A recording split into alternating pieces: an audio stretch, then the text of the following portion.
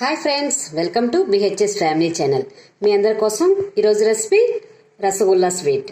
దానికి కావాల్సిన పదార్థాలు: మిల్క్ హాఫ్ లీటర్ తీసుకున్నాను. ఫుల్ క్రీమ్ మిల్క్ అండి ఇవి. హాఫ్ లీటర్ మిల్క్కి 150 గ్రాముల పంచదార పడుతుంది. 150 గ్రాముల పంచదార, 2 ఇలాచి. తయారీ విధానం చూద్దాం రండి. ముందుగా స్టవ్ వెలిగించి పాలను బాగా కాచుకుందాం.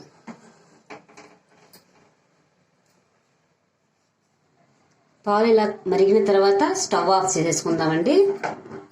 స్టవ్ ఆఫ్ చేసుకుని దీంట్లో హాఫ్ స్పూన్ లెమన్ జ్యూస్ వేసుకుందాం. పాలు విరిగిపోవాలి కదండి, లెమన్ జ్యూస్ వేసి కలుపుకుందాం.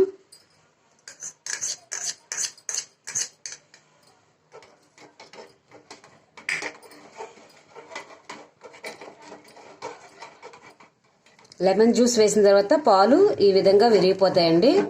దాన్ని ఒక క్లాత్లో వేసి వడకొడదాం వాటర్ని.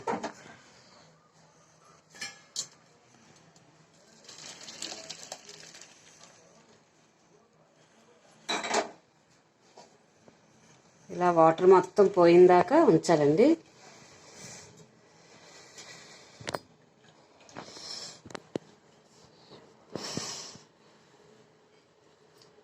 ఇలా వాటర్ మొత్తం కిందకి దిగిపోవాలి. ఓన్లీ ముద్ద మాత్రమే మిగలాలి. కాసేపు ఇలా పక్కన పెట్టి ఉంచుదాం.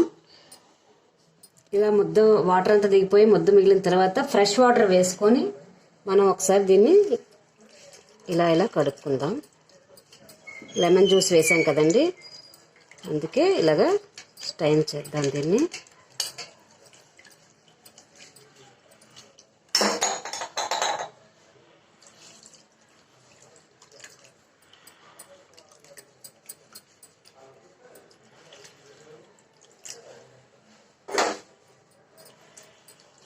ఈ వాటర్ కూడా మొత్తం దిగిపోయిన తర్వాత ముద్దలాగా అయ్యేంత వరకు ఉంచుదామండి. దీంట్లో ఇలాగ ఉంచేద్దాం.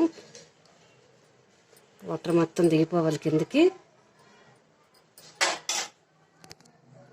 వాటర్ అంతా కిందకి దిగిపోయిన తర్వాత ముద్ద ఈ విధంగా రెడీ అవుతుందండి. దాన్ని ఉండలు లేకుండా మనం ఇలాగా బాగా కలుపుకోవాలండి. మొత్తం ముద్దను ఎక్కడ ఉండలు లేకుండా మ్యాష్ చేసుకోవాలి. నేను వీడియోలో చూపిస్తున్న విధంగా మ్యాష్ చేయండి. మీకు అప్పుడే రసగుల్లలు బాగా వస్తాయి. ఇంత స్మూత్గా ఎక్కడ ఉండలు లేకుండా కలుపుకోవాలండి దీన్ని ఇలాగా. ఇప్పుడు మనం చిన్న చిన్న బౌల్స్లా చుట్టుకుందాం. ఈ విధంగా మనం రసగుల్లాలను రెడీ చేసుకుందాం.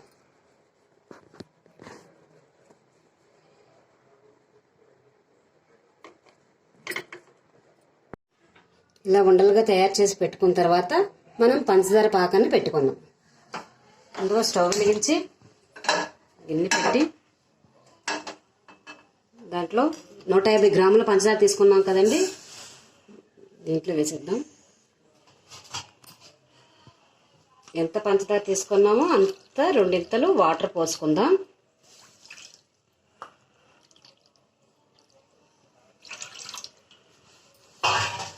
దాంట్లోనే యాలకుల పొడిని వేద్దాం.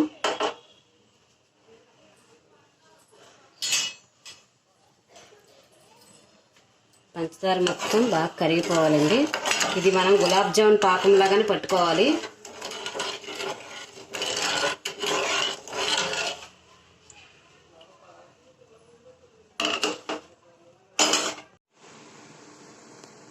పంచదార ఈ విధంగా కరిగిపోయిన తర్వాత ముందుగా తయారు చేసి పెట్టుకున్న రసగుల్లను దీంట్లో వేద్దామండి.